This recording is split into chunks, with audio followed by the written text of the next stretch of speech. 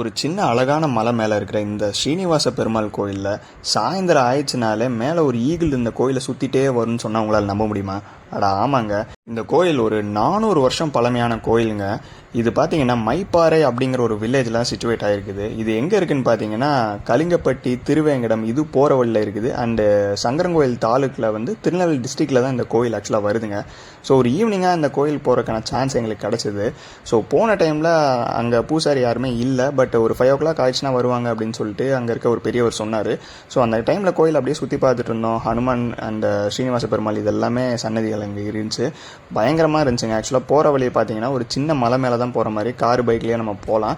சுற்றி பார்த்தீங்கன்னா நல்லா காற்று சிலுன்னு அடிச்சிட்டே இருந்துச்சு. அதுவும் ஈவினிங் டைம்னால பெருசாக எங்களுக்கு ஹீட்டு தெரில. ஸோ அப்படியே அதை வேடிக்கை பார்த்துட்டே போகிறதுக்கு ரொம்பவே சுவாரஸ்யமாக இருந்துச்சுதாங்க சொல்லணும். ஸோ நாங்கள் சொன்ன மாதிரி போன டைமில் பூட்டி தான் வச்சுருந்தாங்க. ஸோ கொஞ்ச நேரம் அப்படியே சுற்றி பார்த்துட்டே இருக்கும்போது அங்கே பூசாரி வந்தார். ஸோ அங்கே நல்ல ஒரு தரிசனம் முடிச்சுட்டு கிளம்புனோம். ஸோ அந்த டைம் தான் பூசாரி வந்து இந்த கோயிலோட வரலாறுன்னு சொன்னாங்க. அட் த சேம் டைம் சாயந்தரம் ஆயிடுச்சுனாலே அது கருடனாக தான் சொல்கிறாங்க அந்த ஈகிள் சுற்றிட்டு வர்றதை. அது டெய்லி அங்கே வரும் அப்படிங்கிறதையும் சொல்லிட்டு இருந்தாங்க. உங்களுக்கு ஏற்கனவே இந்த கோயில் பற்றி தெரியும்னா கமெண்ட்ஸில் மறக்காமல் சொல்லுங்கள்.